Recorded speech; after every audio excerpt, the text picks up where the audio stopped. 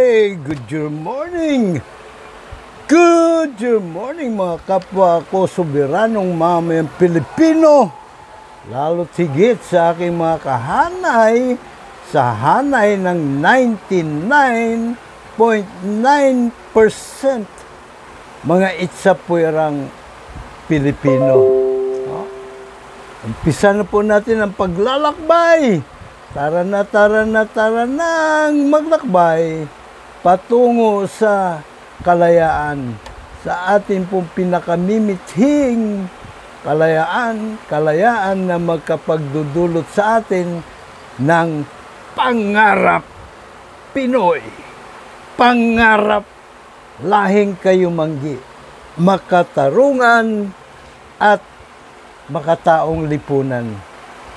Pero ang kahindik-hindik at matalinhagang tanong na nagmamakaawa para maitanong, saan tayo dadaan? Yan ang ating pong kikilatisin sa araw-gabi na ito, no po? Yan, ha? At syempre, kayo po ay malayang makapaglapag ng inyong mga saloobin, damdamin, opinyon, palapalagay, kuro-kuro sa diwa ng demokrasya. Hindi ko man gusto ang laman ng tilampik ng iyong dila o ng iyong mga daliri, tilampik ng iyong mga daliri. Pero abay, ipagtatanggol ko hanggang sa kahuli-huli ang patak ng aking dugo ang iyong karapatan na sabihin ang iyong saloobin. So, tadi muna, bago lahat mga luma ay dapat palitan na, pahirit po muna ng suporta. Subscription. Po. Libre lang ang pag-subscribe sa ating pong Juror Advocacy Channel. Ano po, Mr. Juror Kit Kilatis Lagare. Pag-like po ninyo ang ating pong mga contents, ang ating pong advokasya, abay pakishare naman po ninyo sa inyong mga kakilala, kapatid, kamag-anak, kaibigan, maging sa mga kaaway po ninyo. Ano po, sapagkat ito naman ay para pagkalahatan po ito. Mag-away kayo sa isang mga issue na para sa inyong dalawa lang, pero pagdating naman sa pangkalahatang advokasya, issue, abay dapat naman tayo magsama-sama. Huwag tayo magkanya-kanya, sa diwa ng espiritu ng bayanihan. May diwa na, may espiritu pa. Well, anyways, ito po ang ating pwedeng maaring daanan, tatahakin na landas. Sa sentido komon po, nito pong si Thomas Jefferson. Siya po ay American Founding Father. Isa po sa mga lumimbag ng pong United States of America Constitution or Constitution of the US of A. Na po. At tinanong siya ng mga kasama niya, Mang Tomas, katakot-takot na poder ang ating ilalagay sa mga kamay ng maluklok bilang Pangulo ng ating bansa. Paano kung kasing ungas ni Donald Trump? Kasing ungas ni Donald Trump ang maluklok. Whether kwentas claras, o baka naman totoo na marami silang na-disenfranchise, nawala sa listahan ng mga botante. Ano po, sabi ni Mang Tomas, ay huwag mong problemahin yan, sapagkat aking ipinagpapalagay na hukumang trial by jury pa lamang of we, the people, ang naangkla na naisip na ng tao upang rendahan ang anumang gobyerno o kung sino mang ungas sa gobyerno sa prinsipyo ng saligang batas. Ayan po naman, trial by jury of the people. By the people, for the people. Oh. Ngayon naman, ito namang si Attorney Christian Monsod, abay, ito po ay founding father din po ng 1987 Constitution, no po. Iba naman ang kanyang wisyo. Ang kanya namang idea, kanyang sandalan, abay, ito naman pong, ano ba yun? Ito na nga ba yun? Hindi pa yun hindi, sige, dito na siya natin hanapin. Saan ba na ilagay yun? Dito natin siya hanapin sa, naman po Sensya na kayo, kala ko na ikasa ko na kanina, hindi pa pala. Anyway, andito lang naman po yun. Ayan, for uploading. Yun.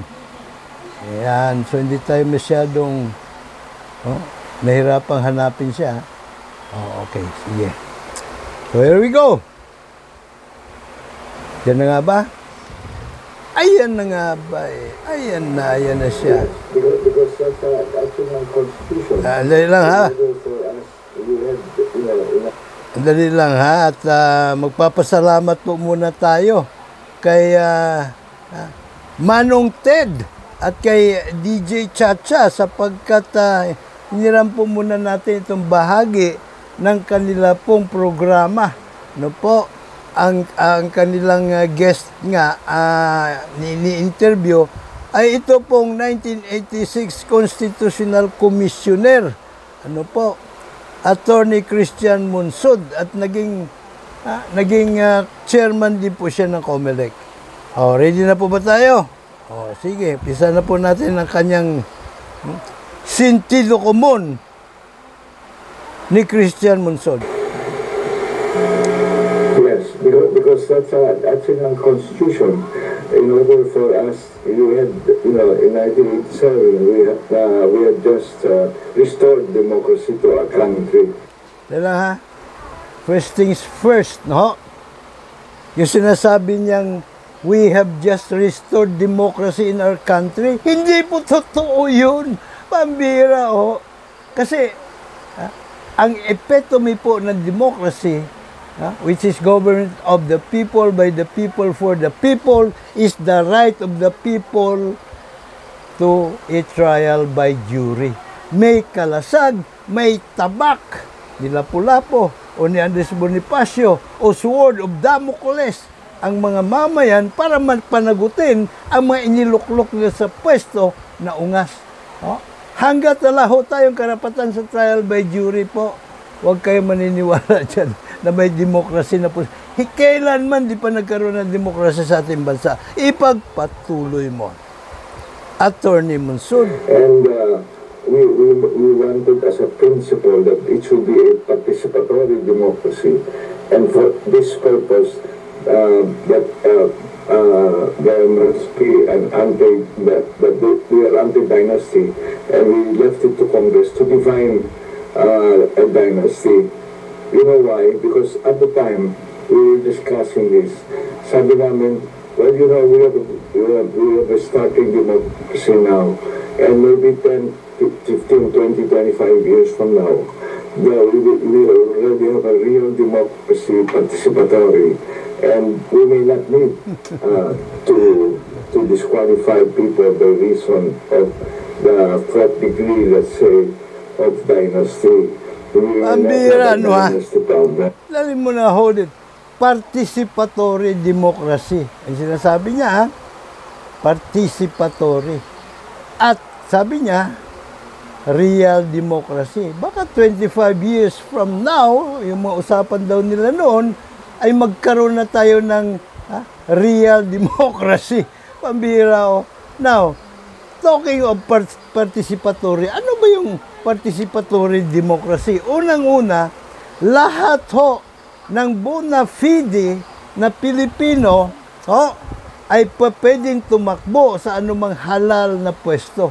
Mas marami o the more, the plentier. Ano ba yung bona fide candidates, alinsunod sa saligang batas. Ano po? Kung tatakbo kang senador, sa Artikulo 6 po yan, Section 3. At nakalagay doon, walang sino man ang maging senador, maliban na lamang kung siya ay 35 anyos, natural born Filipino citizen, marunong bumasa, marunong sumulat, siya ay rehistradong botante, at siya po ay pasok sa residency requirements. Kung di ako nagkakamali, 2 taon na tuloy-tuloy siya naninirahan dito sa ating bansa bago sumapit ang araw ng eleksyon. Yan po ang participatory democracy. Yung pong pinapanukala nila na may anti-political dynasty law, hindi po yan participatory in a real sense. Kasi sasagaan nila karapatan ng iba eh. Diba? Pag ikaw, halimbawa, magaling kang pangulo, yung iyong kapatid naman magaling sa senador, magaling naman yung isa mong kapatid, magaling naman kongresista, o isa mo pang pinsan, asawa mo magaling na mayor, bla bla bla, sasagaan nila. And you call that participatory democracy? Hindi po yan. At ang tunay na demokrasya na binabanggit niya, na hindi niya alam kung ano talagang tunay na kahulugan, ay yung pong may poder, may sovereign power ang mga mamayan. Di ba? Sovereignty resides in the people. Anong sovereign power meron tayo? Kili-kili power? Pambihira o. Ang power ng soberano ay kung siya ang humuhusga. Kung ano ang ibig sabihin ng batas, kung sino ang dapat na panagutin, yan. Dali, pagpatuloy. Go ahead, sir. So, I think that if we made mistakes when we wrote the Constitution, and we consulted first all over the country what the people wanted, and it's there. But if we had a shortcoming, it's number one is we overestimated the spirit of EDSA, and number two, we underestimated the greed of politicians for power and money. Pambihira. So inamin niya, kung meron man daw silang kasalanan na yung na-overestimated nila ang power ng EDSA, ang people power. At na-underestimated naman daw nila yung pong pagkagahaman, pagkaswapang, pagka-addict sa kape, kapangyarihan at pera ng mga politiko. Yun lang ang nakikita niyang dahilan o kasalanan kung meron man sila. Di po eh. Yung pong talagang kasalanan nila, ay ginawa nilang huwad na demokrasya ang ating pong demokrasya. Mamaya, pagpatuloy natin yan. Patapusin muna natin si Attorney Christian Monsud. And also there's the corruption that goes with it. So now, in our system of checks and balances, it is said that the Congress is the purse, the executive is the sword, but the judiciary and Supreme Court, as a sword, is the conscience of the country. So we're appealing to the Supreme Court to use its expanded powers under the new Constitution to address grave abuse of discretion amounting to lack or excess of jurisdiction of any branch or instrumentality of government. But in this time, after 38 years, that Congress has refused, because it's under their self-interest, to enact a law that is mandated by the Constitution. Pambirang pati menos ang pagkakaintindi nitong si Attorney Christian Monsud. No, ha? Now, tingnan po natin Ang pundasyon, esensya at puso ng demokrasya in a real sense ay itong sinasabi ni Mang Thomas Jefferson. Karapatan ng mga mamayan sa trial by jury, na siyang kalasag at tabak, sword of Damocles, hanging over the heads of government officials, corrupt government officials. Hindi pa ba nahalata ni Christian Monsod? Panahon pa lang ni Marcos, bago pa nag-martial law, bago pa nag-EDSA revolusyon, katakot-takot na ang korupsyon na hindi napapanagot.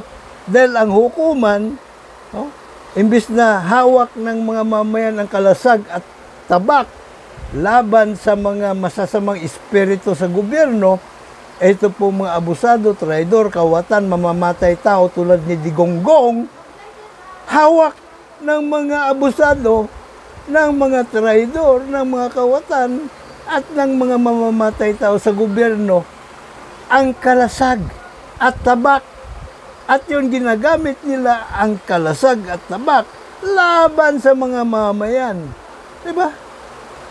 Malinaw po yan. Kung sino ay ang may kontrol ng judiciary kahit sa bansa, siya po ang hari, ang sovereignty na sa kanya, whether we like it or not. Yun ang talagang numero unong pagkakamali nito ng framers ng 1987 Constitution. Kinopya lamang po nila. Ito pong saligang batas ng atin pong 1935 Constitution. Ito po yung itsura, di ba? Sabi ni Manuel Quezon nung araw, I would rather have a Philippines run like hell by Filipinos than a country or Philippines run like hell by the Americans. Now, paano ba napapatakbo ng mga kano na mistulang langit, animoy langit ang kanilang bansa? Dahil po sa kanilang karapatan sa trial by jury na siya pong pundasyon, esensya at puso ng demokrasya. Ang kulit ko, paulit-ulit ako, pero bago lahat, bago natin pagpapatuloy niyan. Kami po ay nagkasundo ni Luther Miñano. Si Luther Miñano po at ako ay pareho pong mga aspirant, senatorial aspirant sa 2025. Sa kasamaan palad, dahil marahil sa aking paniniwala, na ito pong COMELEC, sadya nilang pinalilit ang bilang ng mga tatakbong senador para mabilis nila may sagawa ang dagdag bawas. Pero pwede daw po sila, sapagkat malinaw na ang pambubudol-budol ng COMELEC. Bakit kamo?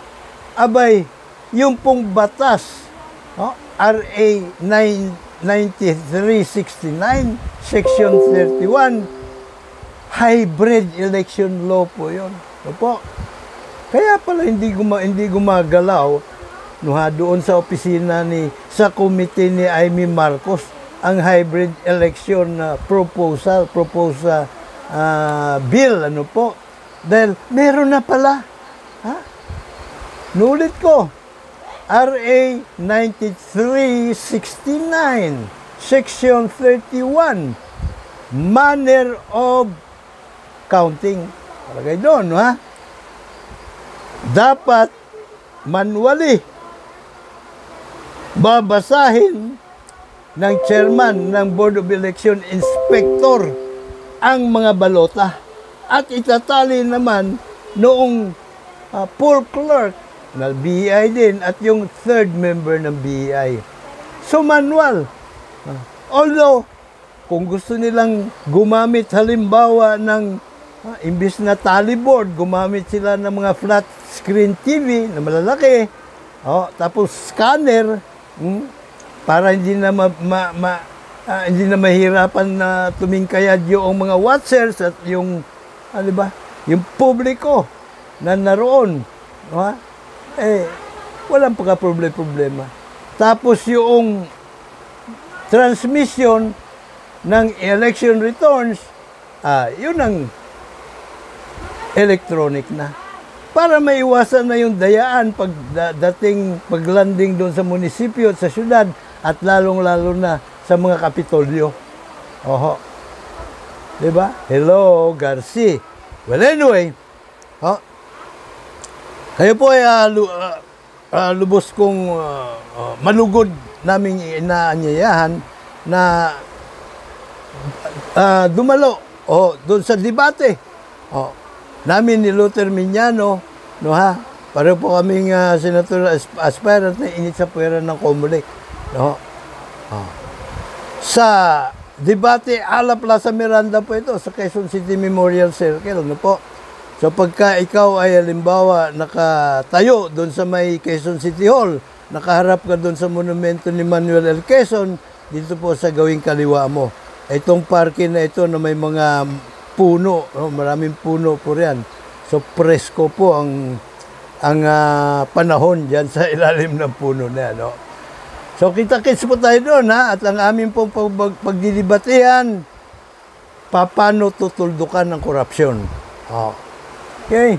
Now, mabalik ko tayo rito kay Mang Tomas Jefferson. Opo. So ito po ang pinakapundasyon ng demokrasya ng Amerika kung saan kinopya ang demokrasya dito sa ating bansa. So sa kanilang kasaysayan, marami na po silang kahit na presidente, bukod kay Donald Trump, may mga nauna pa. May mga senador din, may mga kongresista, may mga gobernador, may mga justices pa na napanagot ng mga mamayan sa hukumang trial by jury of the people. So ito po talaga ang missing link. Hindi po yung anti-dynasty law. Sapagkat, halimbawa, pagka napalitan ba lahat ng mga kongresista, lahat ng mga senador, pati lahat ng mga elected officials, no? Napalitan ng mga hindi miyembro ng political dynasty, matutuldukan ba ang korupsyon? Attorney Monsod? Hindi po Hindi pa rin po matutuldukan ng korupsyon sapagkat ang mga mangungurakot na naman yung mga bagong salta. Sila na naman ang may control doon sa hukuman. Hukumang trial by palakasan ng mga abusado, traidor, kawatan at mga mamamatay tao sa buong gobyerno. Paano po na nakokontrol yung hukuman? Sapagkat kung ikaw halimbawa mayor ka, yun pong pulis hawak mo Di po ba? Tapos meron ka pang katakot-takot na pondo at yung ira mo na lumaki na dahil sa mandana sa mandana sa doctrine. Po? Madalas kaysa minsan, halos lahat ng mga local government unit, yung ira po nila, antimano kalahati, nilalagay nila sa confidential fund. Kurakotable funds. Highly kurakotable funds. And then, yung pong MOEE, napakalaking source din po yan ng kurakotable funds. Siyempre, may mga projects pa sila na hihingin kung saan-saan sa mga kaalyado na sa taas, source din po yan ng kurakotable funds. So, maraming kwarta, Mayor. Pwede siya magtayo ng Davao Death Squad. Kasi may pagsweldo siya Yung kurakot niya, actually, hindi niya na kailangang bawasan pa. Bakit ka mo? Kasi yung sweldo ni Mutabato, ni Las Cañas, pwede niyang kunin doon sa kanyang MOEE. Di ba? Yung mga ghost employee, mag-hire siya ng 2,000, 10,000 ghost employees. Pagkatapos maglalagay siya ng 10 lang dyan, o 20 pa, kahit 30 pa na pasisweldohin. Sagana. Yung iba pa na may problema sa komunismo, sa kanilang lugar, may mga terorista, tatawagin lang yung leader. Pare ko, may payola ka sa akin. Ha? Kung 1,000,000 isang buwan, kung magkano ang pagkasunduan, lagay mo na 300. Para sa'yo yan, ha? Yung 3 bata mong matitikas na leader mo, mga commander mo, sige 100,000 isang buwan. Tumahimik na kayo. Pagkatapos, magaling yung Mayor Dumiscarte. Halimbawa, punta ngayon siya sa mga negosyante. Yung mga negosyante na nagre-reklamo sa kanya. Dahil hiningan sila ng mga revolutionary taxes. Sabi niya, ako nang bahala dyan sa mga yan. Sisiguraduhin ko na hindi kayo gagambalain. Magkano ba hiningi sa'yo? Ay hiningi po, 3,000,000 o 5,000,000. Halimbawa, 1,000,000 na lang para hindi mahirap computein. 1,000,000 buwan-buwan Okay, akin na yung 500,000. Kalahati na yung savings mo. Diba? So, kwarta na naman siya. Doon naman sa mga nagbabayad sa BIR. Padala mo ng letter of authority yan. Magkano dapat mong bayaran? Ganito po sana, 1,000,000 na yung sinasabing dapat kong bayaran bayaran mo lang yan ng mga, hatiin na lang natin, 500,000. Okay na. Tapos papasok na sa kabambayan, siguro baka wala pang 100,000. Ganun po ang estilong bulok ng mga local government officials. Ba't lang nagagawa yun? Kasi hawak na nila yung korte. Saka pupunta. Ito naman mga negosyante, pag kinukutungan nila, saan pupunta yung mga negosyante? At ba't pa sila magrereklamo? Nakakatipid din sila Diba? Ang kawawa, tayong mga itsapwera. Imbis na sa atin mapunta yung benepisyo sa kanila na. Gusto mo pa tayo ng minahan dyan, ikaw yung chika. Walang problema. Pero may share ako riyan, laway lang ang kapital. Iyan po nangyayari sa ating bayan. Diba? At hindi mo mapapanagot dahil mga mayor, siyempre, napapansin nyo siguro, kapag kung sino yung nanalong presidente, lundagan ka agad sila doon. Diba? Ala namang, balimbingan ka agad yan para sa proteksyon. Una, proteksyonan na huwag silang kasuhan ni Martirez sa ombudsman. Diba? Ayan ang unang proteksyon. Pangalawang proteksyon, makakakuha na naman sila ng mga panibagong kurakotable funds. Lahat ng yan, ang punot dulo dahil hawak nga nila ang hukuman.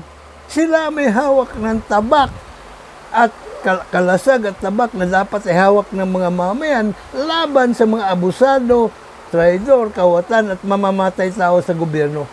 Napunta sa kanila at ginagamit laban sa atin. So sana mapanood mo ito, Atty. Christian Monsod. Kayo may kasalanan Nangopya lang kayo kahit mali. Yung 1935 Constitution, kinopya nyo. So, ito ngayon, ang Juror People Power Revolution, nating mga itsaperang 99.9% itsapwera, ang magsusulong ng pagpapairal ng jury justice system na siya namang pandemokrasyang hukuman. Etong meron tayo pang diktador ito Ito'y uso nung panahon ng mga hari. Di ba, nauso ito din sa atin dahil sa Spain. Dahil naging kolonya tayo ng Espanya. Hindi ito pang demokrasya. Ang kaso nga lang, dahil itong ating mga politician, na actually mga kawatan na kuno ay mga politicians, nakita na ang beauty ng hukuman trial by palakasan. So ipinagpatuloy na lang nila ang hukuman na inihandog sa atin ng Espanya. Diba? So, tayo mga itsapwera magsusulong. Kaya tandaan po natin, ang kandidato na hindi juror advocate dito sa Halalan 2008, walang iniisip yan kundi ang magnakaw, mangurakot. So, ang atin lang po iboboto, yung pong mga kandidato na kumasa na sa hashtag juror Advocate Challenge. No? Dalawa pa lang yan, pagka-senador ang kumakasa. Ito pong si Gringo Honasan, po, at si Colonel Ariel Kirubin. No? So, kung dalawa lang sila, hindi dalawa lang iboboto natin. Diba? Pero, paghandaan po natin ang 2028. Hikayatin po natin mag-standard bearer. Ito pong si Justice, dating Supreme Court Senior Justice Antonio Carpio. Po. At marami na po tayong nakikita mga materialis puertes. No? Actually, yan po, isa lang. Si Justice Carpio na atin pong tinitingnan na posibleng maging standard bearer.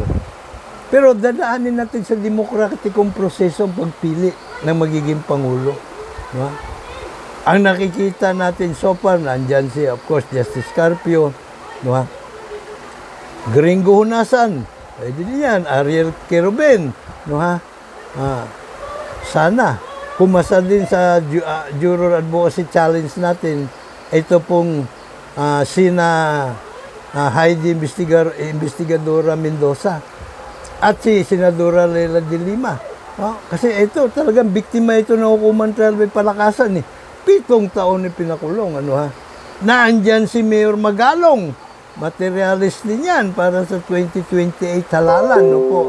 Ngayon, kung sino po sa kanila ang mapili ng inampalan, ayun po yung magiging standard bearer. No po. And then, pipili siya ng kanyang katandem na Vice President. The rest, dito na yan sa senatorial slates. Diba? So, ito po ang ating paghandaan. At siyempre, ano naman ang mapapala nating lahat?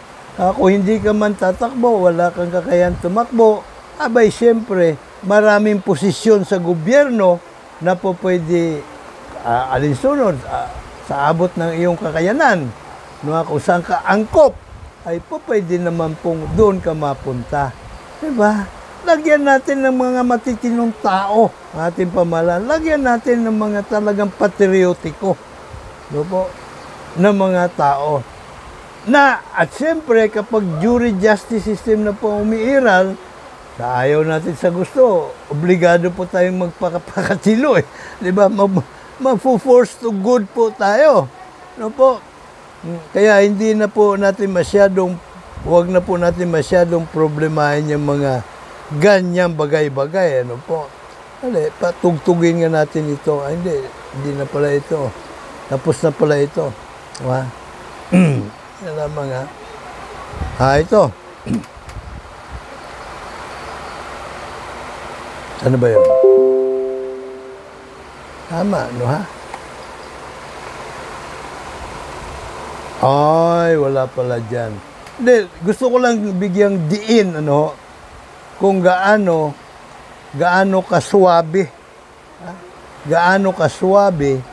ito pong trial by jury, po. yung mga bansa, yung mga mamayan na may ganitong sistema ng pamahalaan, di ba? Ay kung gaano ka-beauty ang trial by jury nung nagagawa ng trial by jury sa kanilang bansa. Number 1, siyempre Amerika. Tandaan po natin jury convicts Trump on every count. 34 counts of felony. Convicted. Kauna-unang convicted president ito. Bakit siya naging presidente pa? Kasi ala sa batas nila, maging sa saligang batas, na wala sa saligang batas wala din sa mga amendments. Although meron palang isang pinagdilibatihan ngayon, yung 14th Amendment. Mukhang baka dito ma-impeach, malaglag si Trump.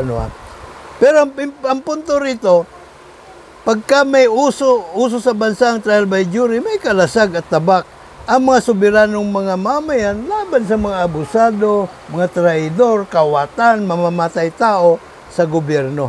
Dito sa atin, ayan, Inamin mismo ni Martires, no, Ombudsman Martires, no, na may ang korupsyon ay exist sa loob ng opisina ng ombudsman. So anong kalaban-laban po natin riyan?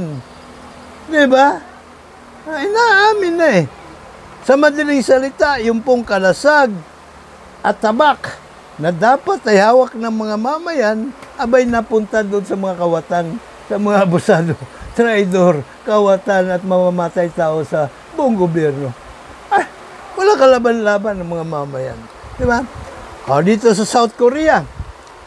Ang South Korea po, 27 for 5 years, nag-dry run sila sa hukuman trial by jury.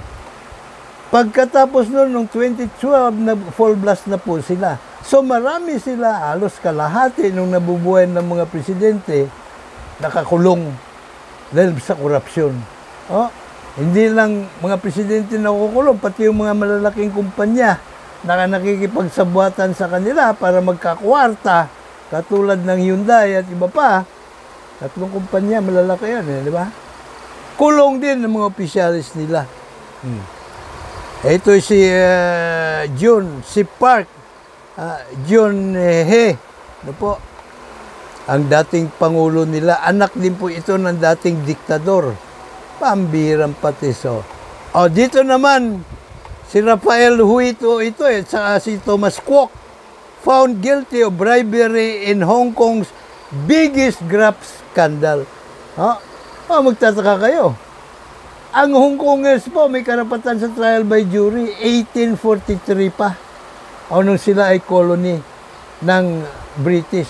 So kahit na sila ay sinuli na ang sovereignty doon sa Communist Party of China, napanatili doon sa kasunduan ang kanilang independent judiciary. So, may kalasag pa rin at tabak ang mga mamayan laban sa mga abusado, traidor, kawatan at mga mamamatay tao sa kanilang pamahalaan, sa kanilang gobyerno. Sa atin, again, ang tabak, kalasag, andun sa mga kawatan, pambirang patiso. Okay, dito naman, former Malaysian Premier Najib Razak, di ba? Nakulong. Nakulong. Ang kanyang termino ay 12 hanggang, ano to?